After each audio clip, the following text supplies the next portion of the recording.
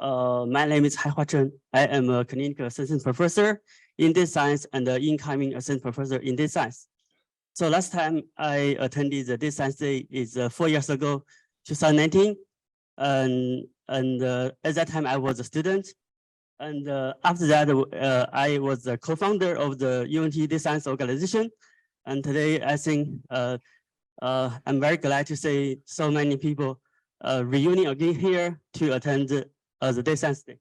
Okay, so last time I was a student and I was presenting my poster and have a very good communication with the industry and the faculties. And today it's my honor as a faculty and to present my research. Today I'm going to present the data science for multiple field from model construction to data quality. So an overview of my research. So my research mainly focuses on data science, like applied data science, applied machine learning, and data quality.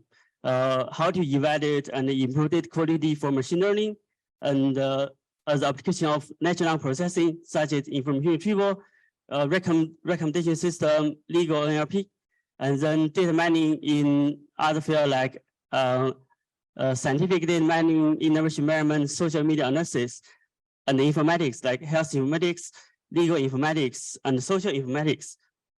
So the domain I'm working, so I just mentioned, so in the legal, medical, communication, cybersecurity, and other domains, the task so mainly include text classification, data mining, sentiment analysis, information retrieval, social network analysis. So that said, I'm used for my study. So in the such as legal judgment, regulation, social media text, academic literature, and online review. So the method, so I use multiple methods like quantitative method, my many methods, so mixed method, and also experiment study and bibliometric analysis. So the technique I'm using, so meaning machine learning, deep learning, natural language processing, data analysis, and data visualization. So in the following slides, I'm going to introduce some of my main research projects. So my first research project talk here is about legal AI. So recently, so the legal AI has bring a lot of attention. So but legal AI actually is very challenging because the characteristics of the legal document. So there are more difficult terms, and also the legal document is usually very long.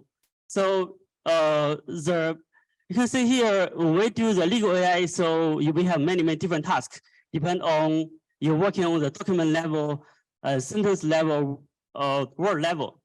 So legal AI is very difficult because you know the retrieval language models can hardly encoding the legal knowledge, and also can hardly encoding the whole document. So in this project, so I use one of my paper published recently to talk about what they're trying to do. So here I present the 2 pages of the legal document. So our purpose is to try to extract the useful knowledge from the legal document. So what are the useful knowledge? So I highlighted with different color. So you can see the green color, the holding. So in the legal document, and also the yellow, the legal issues, right? The yellow. So and then the blue shows the fact presented in the legal document. And then the red one shows the rules. And then a gold one shows analysis. And also we have the conclusion.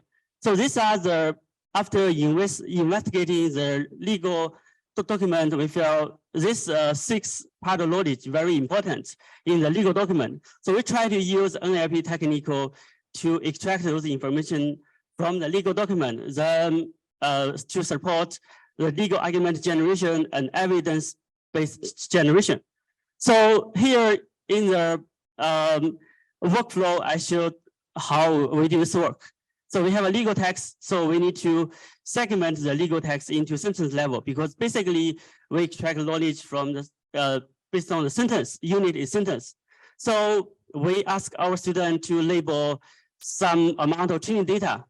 So argument or non-argument. So if it is argument, what type of argument? So after using this method, we created around 5,000 training data. So and then we use semi-supervised learning and supervised learning and deep learning to label the rest of data. Basically, in this project, we have labeled more than 100,000 legal argument. So this project was supported by the UNT College of Innovation seed funding. So in 2022, so here I want to thank you, Dean Pin-Shuk, to support this project in 2022. Yeah. So the second project, so mainly focus on mining the scientific document. So as you can see now, so more and more scientific papers are published every day. So it's impossible for us, like we try to reach every paper and try to, especially try to get the idea from each paper. But try to use large language processing and big data technique to understand larger scale scientific document. So I can say here, so the scientific document can be from database like ACMD library, so AC and Google Scholar.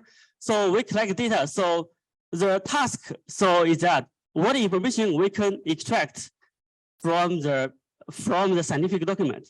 So for example, so we can extract metadata, right? So the titles, authors, and the institutions. So and also we can extract the content, like we can extract the keywords, right? Citations, and we extract the research method and the research contributions, the data set, and future work. And also we can extract the figures and tables, right? So these are the information we can extract. So I have been working in this area for many years, and now we can very accurately extract the semantic information from the scientific text, including table, figure, and then section and function citations and research method. So this element. So after extracting this information, we can build many applications, like to support the semantic retrieval, to support the citing recommendation, summarization, and then so build a lot of useful application. So in the right, so I just use one example. So we work on this project. So during the innovation environment by using scientific literature. So the workflow is that, so we first try to extract all the research contributions from the scientific papers. So the research contributions maybe include the method, the data set, the research problems. So we use a deep learning model for the identification. And after that, so we use the cloud model to compare the research condition with the previous literature and to evaluate whether unpublished paper is innovate a lot.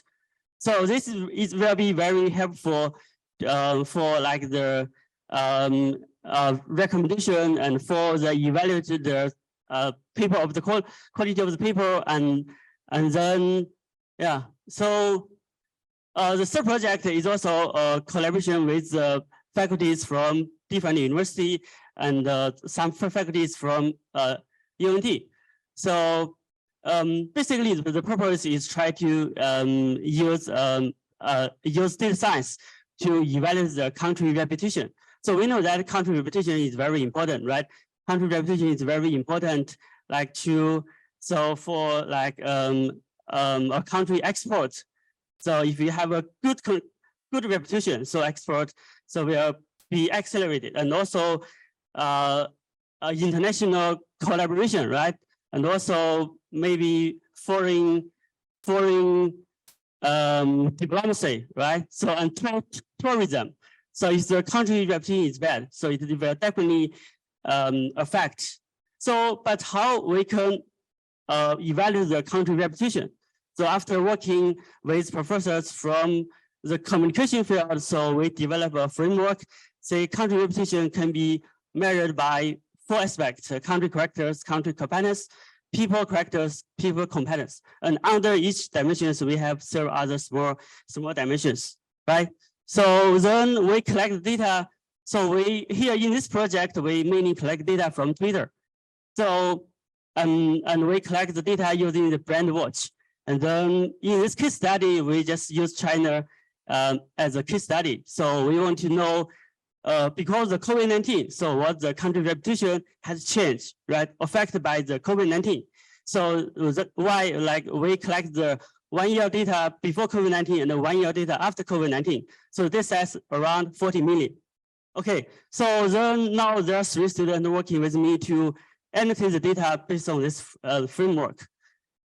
Okay, so the next project, so it's on the software review summarization. And now we can see that. So if we want to find a software, so we have many very highly similar software. It's very hard for us to make choice, right?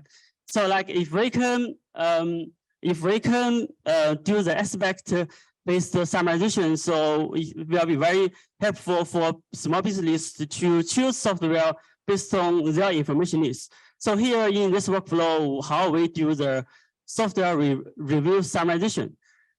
So in this project, we also highlight the data quality, because nowadays people only focus on the algorithm, how to develop summarization, but actually the data input is very important. So if we don't input the high quality review, so the summarization cannot be very good, right? Yeah. So the last project is data-driven informatics in multiple fields. So I have been collaborating with many faculties to develop the informatics project in COVID-19, dental informatics, disaster informatics, misinformation. And then we have students to present the posters later.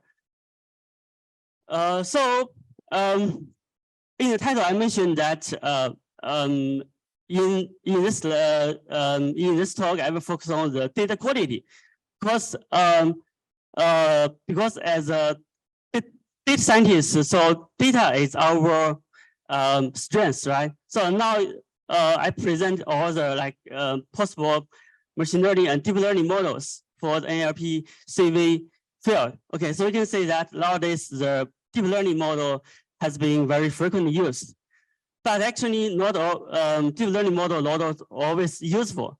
And I have proved in some of my project in the legal project. So then based on that, I developed a framework how to incorporate the data quality into the workflow.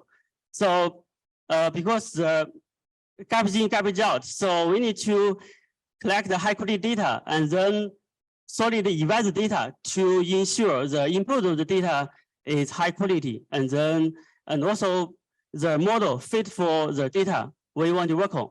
So the right shows the data quality evaluation framework. So in the last slide, I want to thank you, the team, the research team, data science lab. So with faculties, Dr. Ding, Dr. Fong, and Dr. Hossan, and we have PhD student, master student, and undergrad student. And also we have the continuing resource support from the university and the college. So thank you so much.